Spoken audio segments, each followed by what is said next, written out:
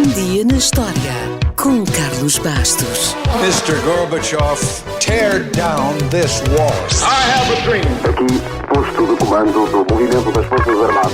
É fazer a conta. Houston, we have a problem. Yes, we can. And now for something completely different. 24 de outubro de 1929 foi uma quinta-feira. E não foi uma quinta-feira qualquer, foi uma quinta-feira negra. Literalmente. Foi assim que ficou para a história.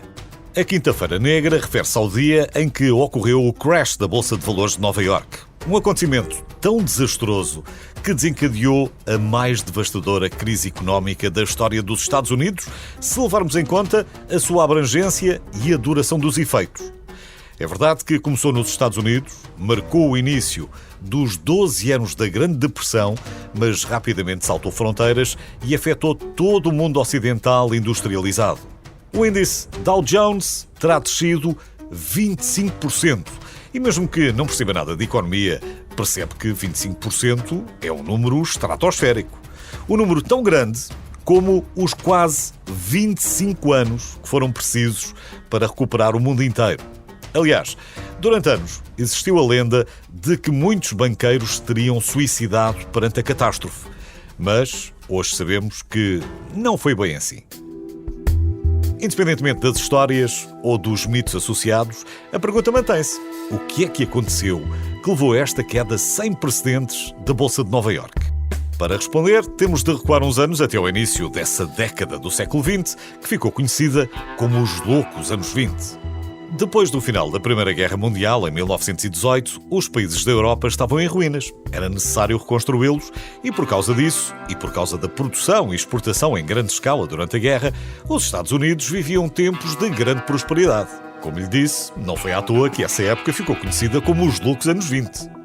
O consumo aumentou brutalmente, a indústria criava todos os dias novos bens de consumo, os clubes e os bares estavam a abarrotar, a indústria cinematográfica explodia, enfim, havia dinheiro, muito dinheiro. E com essa prosperidade, as ações eram valorizadas. Desde 1922, o mercado de ações subia pelo menos 20% ao ano, todos os anos. O cidadão comum podia investir e investia, mesmo que não soubesse, porque os bancos usavam as economias dos seus clientes para comprar ações sem o seu conhecimento. Este comportamento só por si já era desonesto.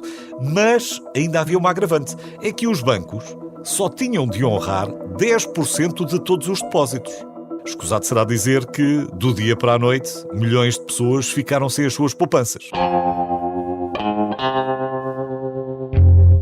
Mas para além deste comportamento dos bancos, também podemos dizer que o crash da Bolsa de 1929 foi provocado por uma superprodução agrícola, pela diminuição do consumo e, acima de tudo, pela quebra de confiança.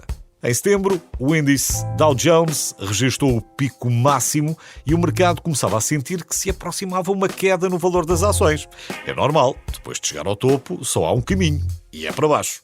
Então, os acionistas colocavam as suas ações à venda em enormes quantidades, mas como existiam poucos compradores, os preços das ações caíam e deu-se início a uma espiral descendente. Foi de facto uma bola de neve a descer uma encosta a grande velocidade. Por falta de recursos, as empresas eram obrigadas a demitir os seus funcionários, que por sua vez ficavam sem emprego e deixavam de consumir. Sem vender, as empresas ficavam sem recursos. Por falta de recursos, os bancos e as fábricas faliam e os efeitos da crise espalharam-se pelo mundo.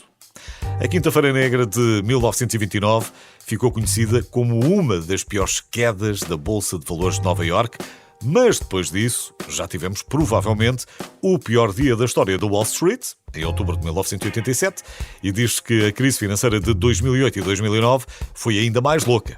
Por isso, não quero estar a agoirar, mas não se surpreenda se ouvir falar de outro crash um dia destes. As crises bolsistas são como os vulcões.